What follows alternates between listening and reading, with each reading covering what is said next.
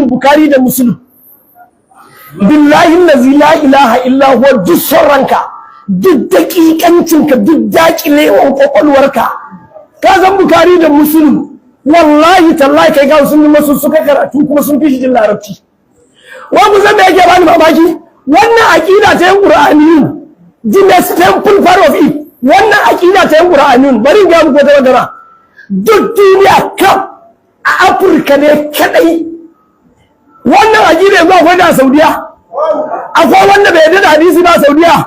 so da limani duk larabawan Saudiya fa da Madina a yaga sanar da Qur'ani duka wanda bai yarda da hadisi ba a Saudiya ko Madina so yanzu masu suka duk malaman Saudiya ya fi su bin Bas su Usaimin su Albani duk manyan malaman da aka yi na duniya kakaf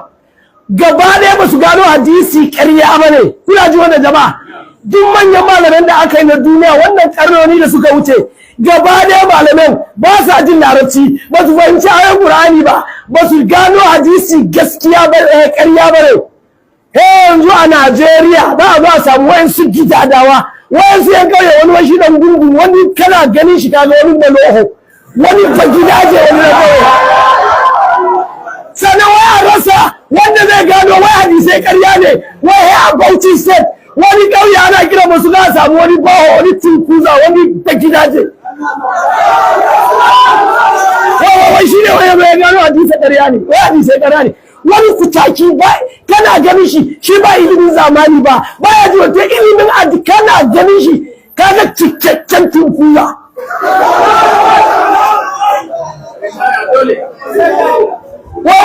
shi yan Qur'ani ba su yarda da hadisi ba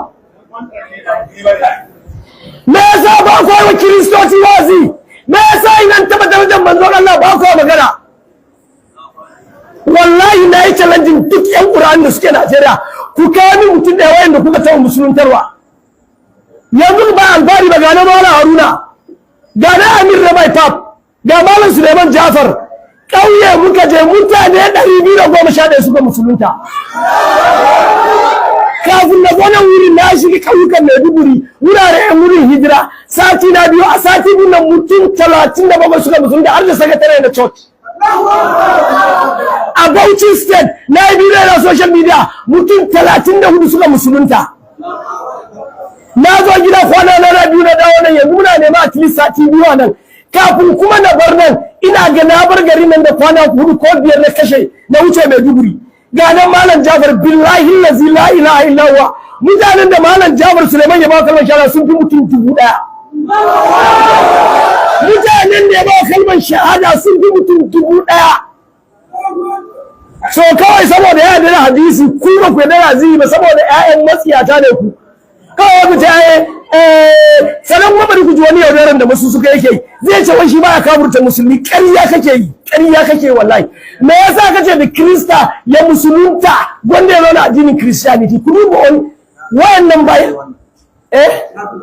kafirci ne ku ba ku musulunta da Kristocin nan mu muna musulunta da su kun fara ragi mutu ya kuke sai a bar su kar su musulunta a bar su mutu a Christianity su shiga wuta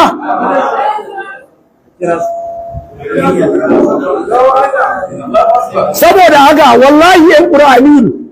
ku ji tsoron Allah ya kamata ku yi tunani akan akidar ku shekara 100 da ta wuce ba babu wannan akidar ba shekara 100 ne karka dauka da ne shekara 100 babu wannan akidar Professor Dodo Ojobi ya ga ni ya tabbatar min wannan mutumin kwangila ya karbo kuma muna nan in Allah billahi allazi Professor Ojobi ya ce kwangila ya karbo a Oman ga Malam Haruna baban cire zuwa zaune yana da hoton wasu suka da shugaban Oman kuma muna nan muna bincike billahi allazi la ilaha illa huwa za mu samu evidence za mu yi karatu za mu yada a social media mu ga ban Allah wannan mutumin kwangila ya karbo ƙarya yake dan son duniya ne wanda ya ga dama ya bi shi wanda bai ga dama ba kar